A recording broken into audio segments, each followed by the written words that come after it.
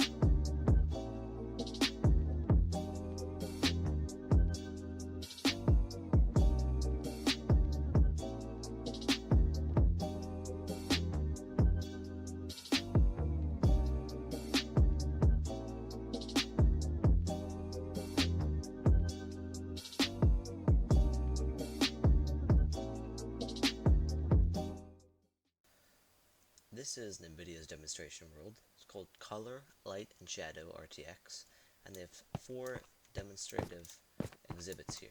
So, I'll go to the first one. It's called Global Illumination. immediately straight from the beginning part here, we can see a very, very, very realistic light rays coming down. Almost, I think they might be a little bit overdone in that they are kind of fuzzing up a little bit. I don't really think there are that many particles in the air.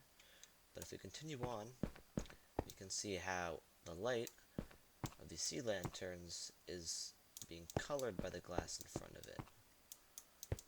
And it's splaying out all over the full floor. And it's actually combining too. This is an interesting thing. If you look right here in the middle, you can see how the light is combining between these colors. So you get shades of blue-green in between here. Shades of blue-red in between here. Okay, now, going on, we can see how these lamps shine into these little cubicles, which is interesting.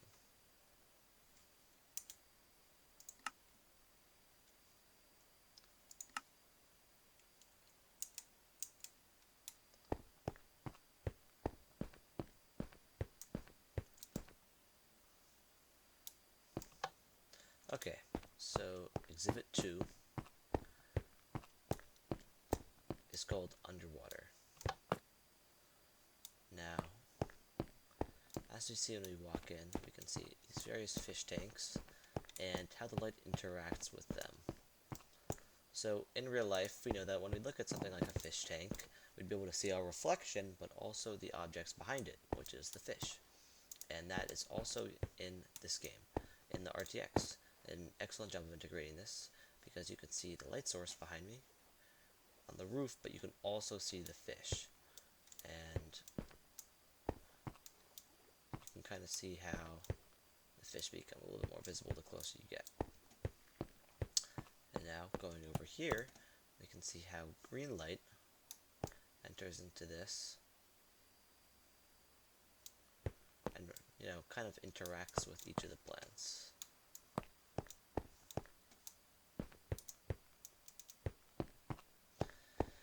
And in this exhibit, we can kind of see how the light coming out of this pond, which is, a blue or green, is changed by the blue glass around it. It's almost being filtered. But just the simple blue lights in the bottom of the water light up the whole water. So all the water here actually looks blue because the light under it is blue.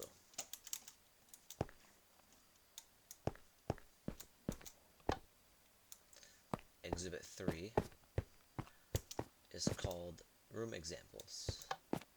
So in this exhibit, we'll be looking at some of how this light really refract in like a sample room. So if we walk into this is almost like another aquarium, and the farther away we go from the aquarium, the lower the light source is from it. We can see the shadows here that the aquarium light is casting off the tables.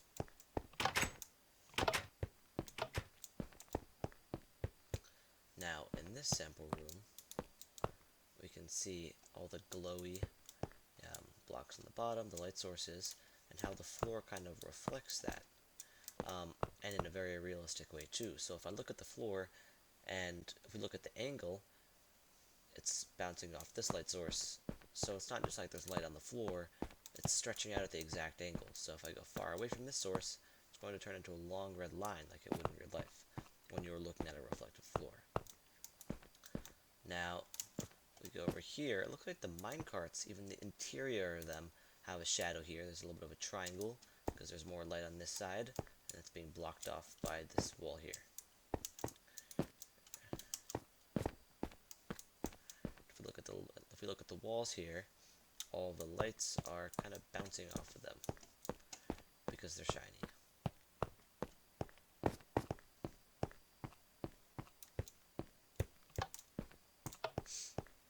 Now this is the same exhibit, just from the other side.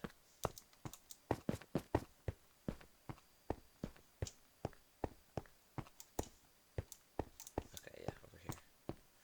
So this looks like maybe a restaurant or something, but we can see at the table here, the light's really just coming down, and even these plant pots, look at the soil inside. Obviously that's part of a shader, but even the interior of the soil is having a shadow on it from the sides of the pot. So almost every bit of this has the ability to have a shadow, even the smallest pixels here, rather than just, as it was in previously Minecraft, the whole block. Is the block in shadow or is it not? Now it's what part of the block is in shadow.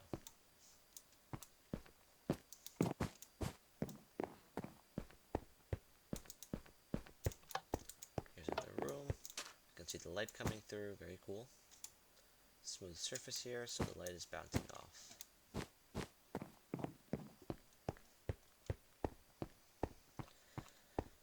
Now this room has a variety of colors, and it may look like a huge room, but it's not, and let me demonstrate why.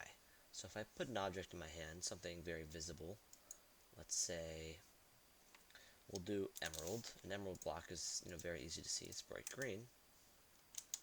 If I now hold this emerald block,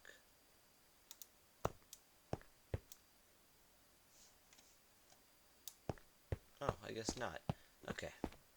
So the light here is not reflecting the emerald block that I'm holding, which is interesting. I thought it would, but what's going on here is we have a series of mirrors. So all the glass looks like, all the walls are made of some sort of reflective glass that makes it look like there's an infinite amount of rooms. But you can see this is where the glass starts. But realistically, this is just one small room made of glass that's reflecting all the light. Now this is one of my favorite rooms here, the lava room. And one of the things they changed about lava is how it casts this kind of amber light out of it. Now the light has its own qualities. It's not just like light, white to black. It's colored light. We can see that it's orange. So as it hits these walls, it's giving them an orange hue. And if we actually hop in the lava for a second, you can see that just even the the air around this is slightly orange.